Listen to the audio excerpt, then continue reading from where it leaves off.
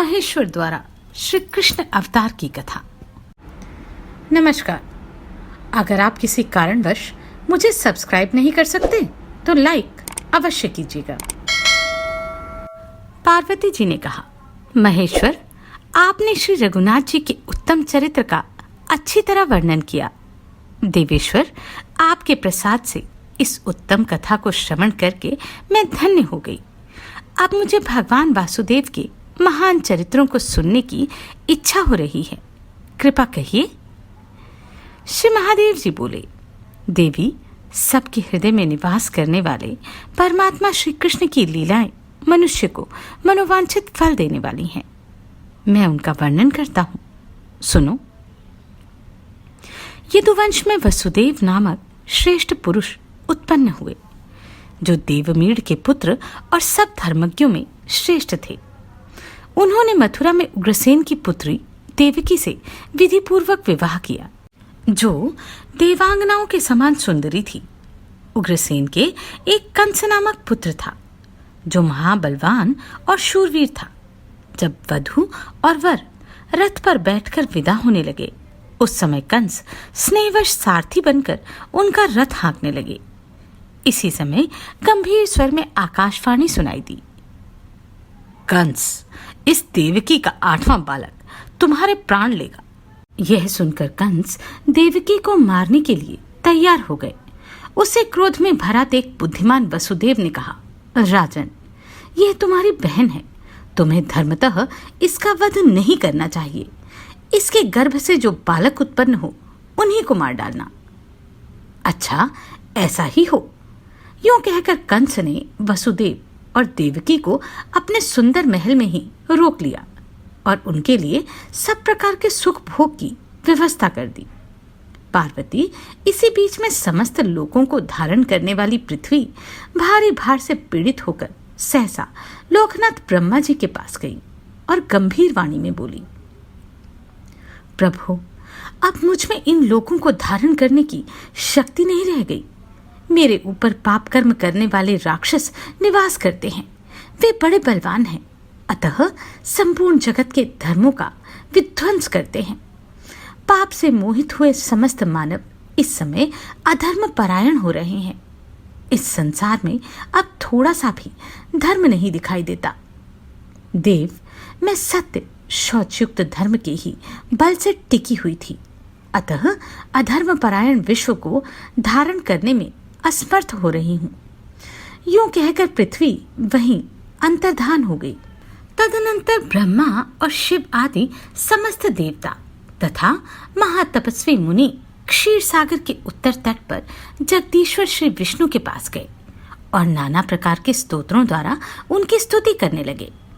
इससे प्रसन्न होकर भगवान ने समस्त देवताओं और मुनिवरों से कहा, देवगण, तुम सब लोग यहाँ किस लिए आए हो?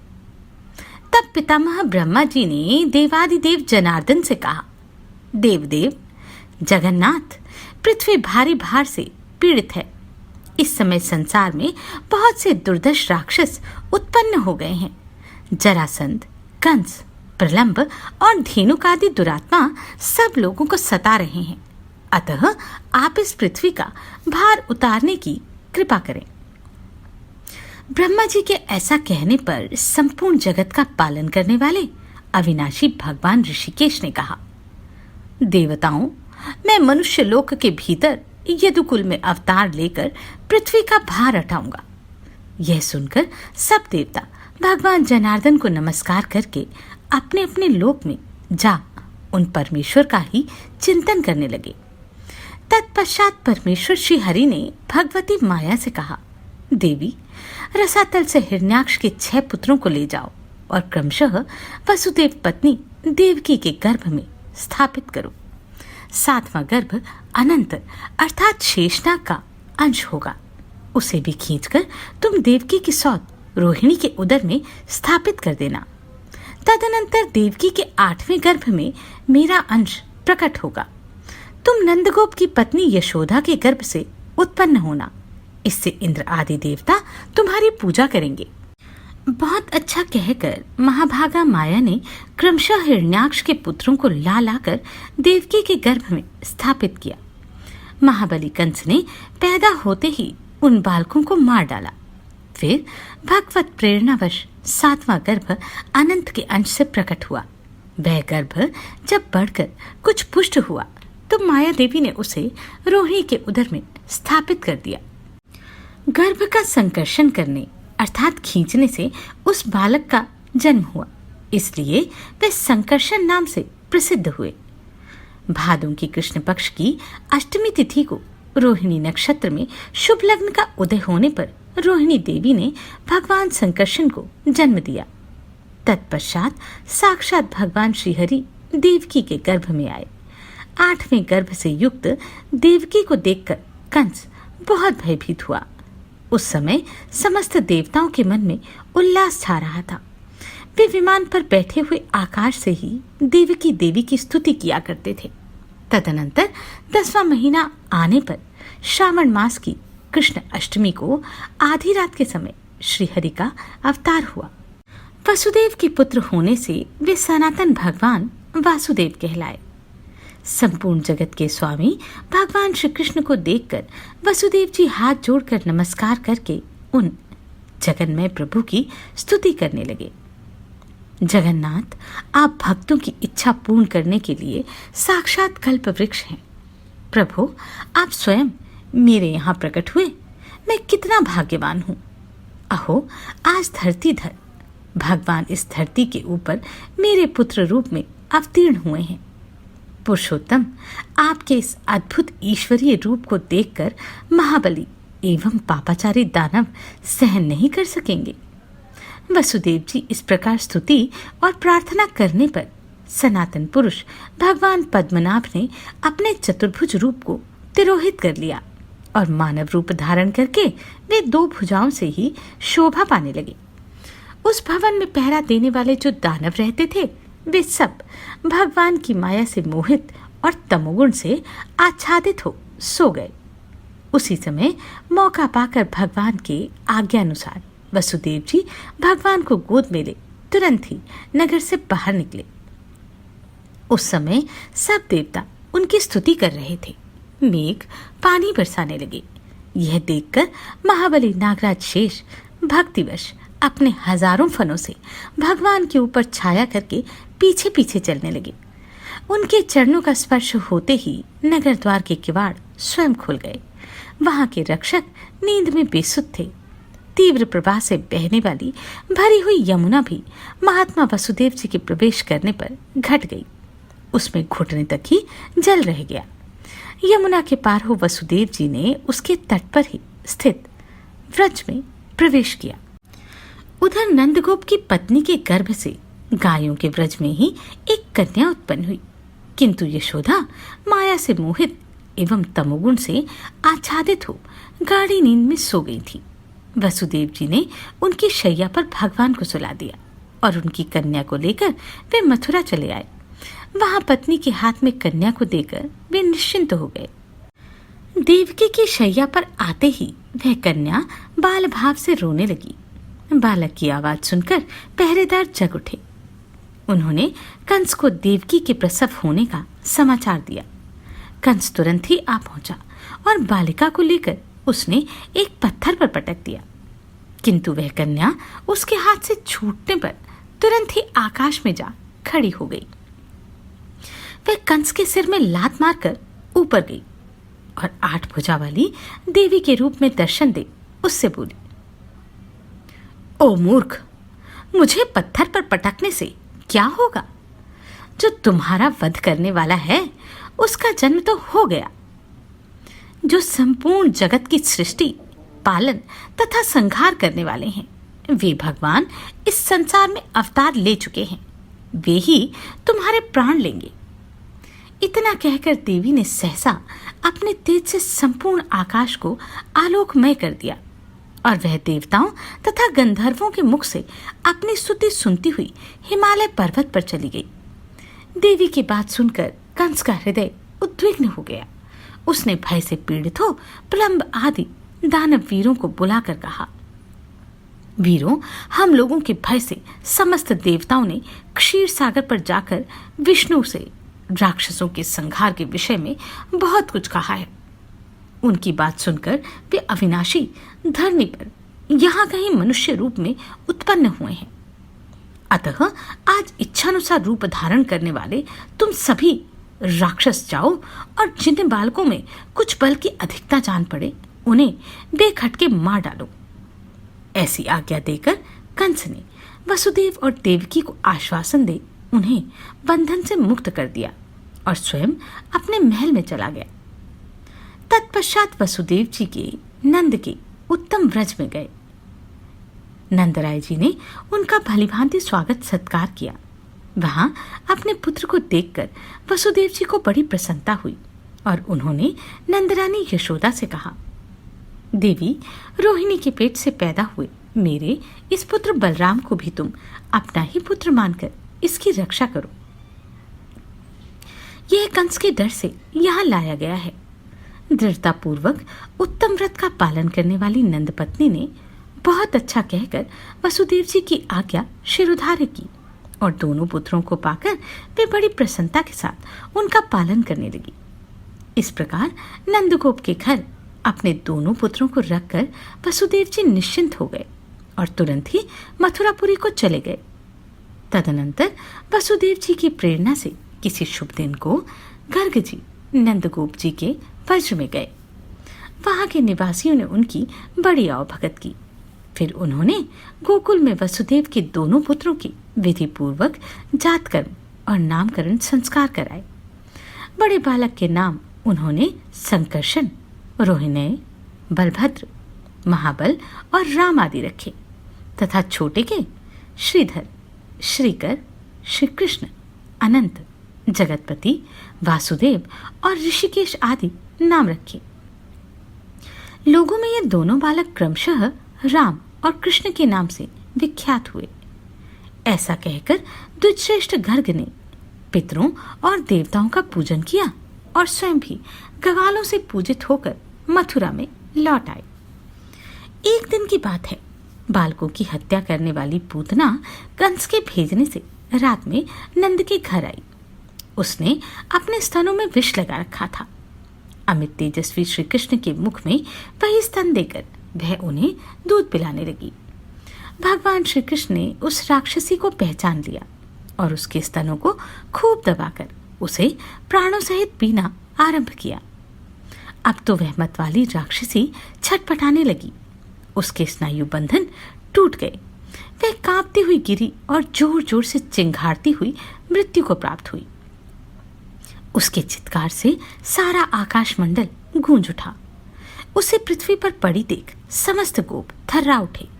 श्री कृष्ण को राक्षसी के विशाल वक्षस्थल पर खेलते देख गोपगण उद्विग्न हो उठे और तुरंत ही दौड़कर उन्होंने बालक को गोद में उठा लिया।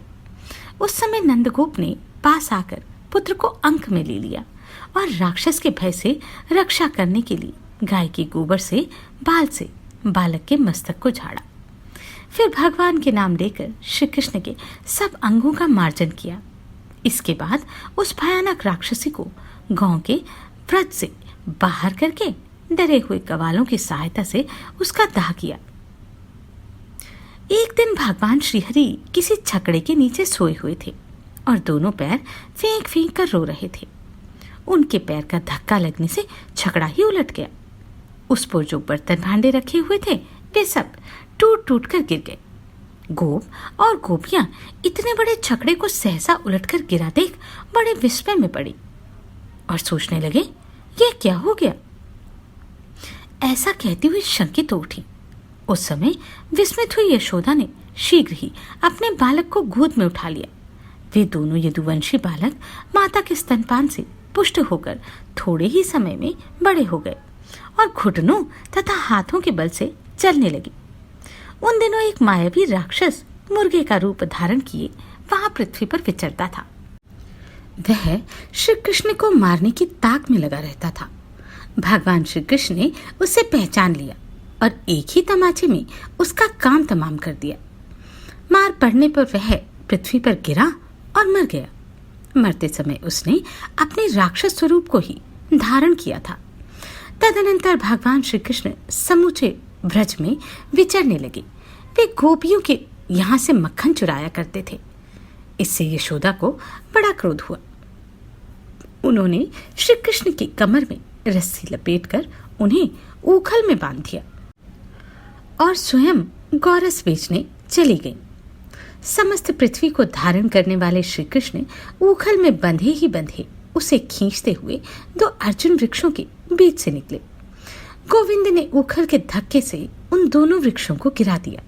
उनके तने टूट गए और वे बड़े जोर से तड़-तड़ शब्द करते हुए पृथ्वी पर गिर पड़े। उनके गिरने की भारी आवाज से बड़े बूढ़े गोप वहां आ पहुंचे। यह घटना देखकर उन्हें बड़ा आश्चर्य हुआ।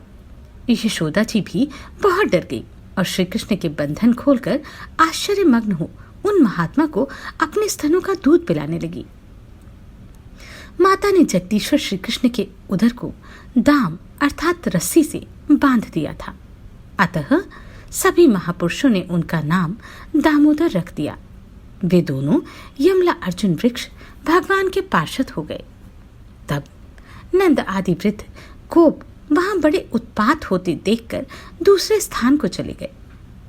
विशाल वृंदावन में यमुना के मनोहर तट पर उन्होंने स्थान बनाया। वह प्रदेश गौओं और गोपियों के लिए बड़ा ही रमणीय था। महाबली राम और श्री कृष्ण वहीं रहकर बढ़ने लगे। अब वे बछड़ों के चरवाहों को साथ लेकर सदा बछड़े चराने लगे। बछड़ों के बीच में श्री कृष्ण को देखकर बक नामक महान असुर वहां आया और बगले का रूप धारण कर उन्हें मारने का उद्योग करने लगा। उसे देखकर भगवान वासुदेव ने भी खिलवाड़ में ही एक ढेला उठा दिया और उसके पंखों पे दे मरा। ढेला लगते ही वह महान असुर प्राणहीन होकर पृथ्वी पर गिर पड़ा। तदनंतर कुछ दिनों के बाद एक दिन बछड़े चराने वाले राम और श्री कृष्ण वन में किसी यज्ञ वृक्ष की छाया में पल्लव बिछाकर सो गए। इसी बीच में ब्रह्मा जी देवताओं के साथ भगवान श्री कृष्ण का दर्शन करने के लिए आए, किंतु उन्हें सोते देख बछड़ों और गवाल बालों को चुराकर स्वर्गलोक में चले गए। जागने पर जब उन्होंने बछड़ों और ग्वाल बालों को नहीं देखा तो सोचा वे कहाँ चले गए। फिर यह जानकर कि वह सारी करतूत ब्रह्मा जी की है, उन सनातन प्रभु ने वैसे ही बालक और बछड़े बना लिए, वही रंग और वही रूप, कुछ भी अंतर नहीं। शाम को जब वे लौटकर ब्रज में गए तो गौओं और माताओं ने अपने अपने बछड़ों और बालकों को पाकर उनके साथ पूर्ववत बर्ताव किया। इस प्रकार 1 वर्ष का समय व्यतीत हो गया। तब प्रजापति ने उन बछड़ों और बालकों को पुनः ले जाकर भगवान को समर्पित किया और हाथ जोड़कर विनीत भाव से प्रणाम करके भयभीत होकर कहा, नाथ, मैंने इन बछड़ों का अपहरण करके आपका महान अपराध किया है। शरणागत वत्सल, मैं आपकी शरण में आया हूँ, मेरे इस अपराध को क्षमा कीजिए। यूं कहकर पुनः श्रीहरि के चरणों में बारंबार प्रणाम किया और बछड़ों को उन्हें सौंपकर पुनः अपने लोक में चले गए। महातपस्वी ब्रह्मा जी भगवान के इस बाल रूप को हृदय में धारण करके देवताओं को साथ ले बड़ी प्रसन्नता के साथ पधारे। इसके बाद श्री कृष्ण बछड़ों के साथ नंद के गोकुल में चले गए। इसके कुछ दिनों के पश्चात यदुश्रेष्ठ श्री कृष्ण गवालों को साथ लेकर यमुना के कुंड में गए। वहां बड़ा विशैला और बलवान नागराज कालिया रहा करता था। उसके 1000 फन थे, किंतु भगवान ने अपने एक ही पैर से उसके 1000 फनों को कुचल डाला और जब वह प्राण संकट में पड़ गया तो होश में आने पर उसने भगवान की शरण ली। उसका सारा विष तो निकल ही गया था। शरण में आने पर भगवान ने उसकी रक्षा की। वह गरुड़ के भय से उस कुंड में आकर रहता था, इसलिए भगवान ने उसके मस्तक पर अपने चरण चिन्ह स्थापित करके उसको कालिंदी के कुंड से निकाल दिया। उसने अपने स्त्री पुत्रों के साथ तुरंत ही उस कुंड को छोड़ दिया और भगवान गोविंद को नमस्कार करके अन्यत्र की राह ली। उसके किनारे के जो वृक्ष कालिये के विष से दग्ध हो गए थे, वे श्री कृष्ण की कृपा दृष्टि पड़ते ही फलने फूलने लगे। तत्पश्चात समय अनुसार भगवान ने कुमार अवस्था में पदार्पण किया। अब वे सर्वदेव में प्रभु गायों की चरवाही करते थे।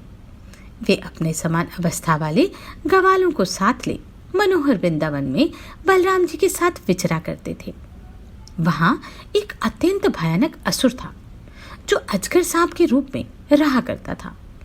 वह विशालकाय दैत्य मेरू पर्वत के समान भारी था, परंतु भगवान श्री कृष्ण ने उसको भी मृत्यु के घाट उतार दिया। इसके बाद वे धेनुकासुर के वन में गए, जो ताड़ के वृक्षों से बहुत सघन प्रतीत होता था। उसके भीतर धेनुक नामक एक पर्वताकार दानव रहता था, जिसको परास्त करना बहुत ही कठिन था। वह सदा गधे के रूप में रहा करता था। भगवान ने उसके दोनों पैर पकड़कर ऊपर फेंक दिया और एक ताड़ के वृक्ष से उसको मार डाला। फिर तो वन में वे गवाले खेलते फिरते। उस वन से निकलने पर वे तुरंत ही भांडीर वट के पास आ गए और बलराम तथा श्री कृष्ण के साथ बालोचित खेल खेलने लगे। उस समय प्रलंब नामक राक्षस गोप का रूप धारण करके वहां आया और बलराम जी को अपनी पीठ पर चढ़ा आकाश की ओर उड़ चला। तब बलराम जी ने उसे राक्षस समझकर बड़े रोष के साथ मुक्के से मस्तक पर मारा। उस प्रहार से राक्षस का शरीर तिलमिला उठा और वह अपने वास्तविक रूप में आकर बड़े भयंकर रूप में चित्कार करने लगा। उसका मस्तक और शरीर फट गया और वह खून से लथपथ हो पृथ्वी पर गिरकर मर गया। इसके बाद एक दिन संध्या काल में अरिष्ट नामक दैत्य बैल का आकार धारण किए ब्रज में आया और श्री कृष्ण को मारने के लिए बड़े जोर जोर से गर्जना करने लगा। उसे देख समस्त गोप भय से पीड़ित हो इधर उधर भाग रहे थे। श्री कृष्ण ने उस भयंकर दैत्य को आया देख एक ताड़ का वृक्ष उठा लिया और उसके दोनों सींगों के बीच दे मारा। उसके सींग टूट गए और मस्तक फट गया। वह रक्त वमन करता हुआ बड़े वेग से गिरा और जोर जोर से चित्कार करने लगा। इस तरह उस महाकाय दैत्य को मारकर भगवान ने गवाल बालों को बुलाया और फिर सब लोग वहीं निवास करने लगे। तदनंतर कुछ दिनों के बाद केशी नामक महान असुर घोड़े का रूप धारण किए ब्रज में आया। वह भी श्री कृष्ण को मारने के उद्देश्य से ही चला था। गांव के रमणीय ब्रज में पहुंचकर वे जोर जोर से हिनहिनाने लगा। उसकी आवाज तीनों लोकों में गूंज उठी। देवता भयभीत हो गए। उन्हें प्रलय काल का सा संदेह होने लगा। ब्रज के रहने वाले समस्त गोप अचेत हो गए। गोपियां भी व्याकुल हो उठी। फिर होश में आने पर सब लोग चारों ओर भाग चले। गोपियां भगवान श्री कृष्ण की शरण में आई और बचाव बचाव की रट लगाने लगी। भक्त वत्सल भगवान ने आश्वासन देते हुए कहा, डरो मत, डरो मत। फिर उन्होंने तुरंत ही उस दैत्य के मस्तक पर एक मुक्का जड़ दिया। मार पड़ते ही दैत्य के सारे दांत गिर गए और आंखें बाहर निकल आई। वह बड़े जोर जोर से चिल्लाने लगा। केशी सहसा पृथ्वी पर गिरा और उसके प्राण पखेरु उड़ गए। केशी को मरा जान आकाश में खड़े हुए देवता साधु साधु कहने और फूलों की वर्षा करने लगे। इस प्रकार शैशव काल में श्रीहरि ने बड़े बड़े बलाभिमानी दैत्यों का वध किया। वे बलराम जी के साथ व्रज में सदा प्रसन्न रहा करते थे। उन दिनों वृंदावन की रमणीयता बहुत बढ़ गई थी। फलों और फूलों के कारण उसकी बड़ी शोभा होती थी। भगवान श्री कृष्ण वहां मुरली की मधुर तान छेड़ते हुए निवास करते थे। एक समय शरत काल आने पर नंद आदि गोपों ने इंद्र की पूजा का महान उत्सव आरंभ किया, किंतु भगवान गोविंद ने इंद्र यज्ञ के उत्सव को बंद करके गिरिराज गोवर्धन के उत्सव का पूजन किया।